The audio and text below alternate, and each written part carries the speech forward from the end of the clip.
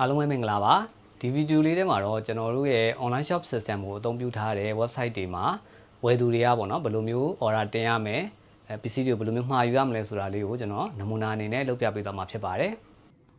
website ထဲရောက်လာပြီဆိုလို့ရှိရင်ဒီမှာကျွန်တော်တို့ cover photo လေးနဲ့အတူတူ store ရဲ့ information တွေကိုပြနေမယ်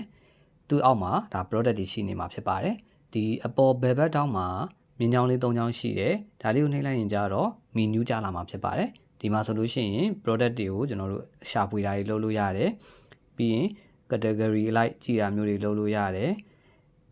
discount တွေ best seller တွေ check order ဒါတွေလုပ်လို့ရတယ်ပေါ့နော် check order မှာကြတော့ကိုတင်ထားတဲ့ order ကဘယ်လိုမျိုးဘယ်အဆင့်ရောက်နေပြီလဲပေါ့နော်ဒါတွေကိုစစ်ဆေးတာဖြစ်ပါတယ်ဥပမာကျွန်တော် on way ဖြစ်နေပြီလားဒါမှမဟုတ်လို့ရှင်လုံးဝ complete ဖြစ်သွားပြီလားဒါတွေကိုစစ်ဆေးတဲ့နေရာဖြစ်ပါတယ်product တွေဝယ်မယ်ဆိုလို့ရှိရင်ကြတော့ကျွန်တော်တို့ဒီမှာကိုဝယ်ခြင်းတဲ့ product စီကိုသွားမယ် product ရဲ့အသေးစိတ် detail ကြည့်ချင်တယ်ဆိုလို့ရှိရင်လည်းဒါကိုကျွန်တော်တို့နှိပ်ပြီးတော့ကြည့်လို့ရတယ်ဒါဆိုရင်တော့ product ရဲ့ detail ချက်လက်တွေကြာလာမှာဖြစ်ပါတယ်ဒီကနေပြီးတော့လည်းကျွန်တော်တို့ add to cart တို့ buy now တို့နှိပ်ပြီးတော့ဝယ်လို့ရတယ်လို့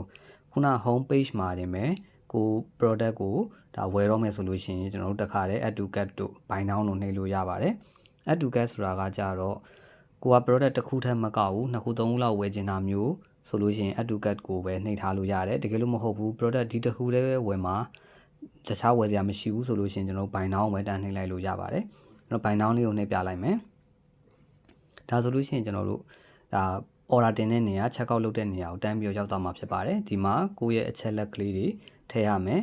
နာမည်တို့ဖုန်းနံပါတ်တို့လိပ်စာတို့ပေါ့နော်ဒါတွေထည့်မယ်ပြီးလို့ရှိရင် payment method မှာကြတော့ကိုဘယ် payment method နဲ့ရွေးမှာလဲဒါကို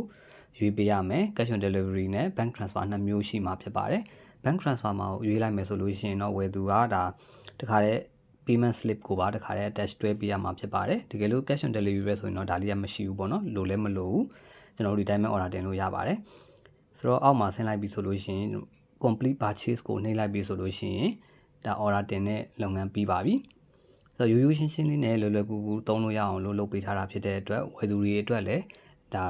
လွယ်လွယ်ကူကူနဲ့ order တင်နိုင်မှာဖြစ်ပါတယ်အဆုံးထိကြည့်ရှုပေးတဲ့အတွက်လည်းအားလုံးကိုကျေးဇူးတင်ပါတယ်ခင်ဗျာအားလုံးပဲလုပ်ငန်းတွေတိုးတက်အောင်မြင်ကြပါစေခင်ဗျာ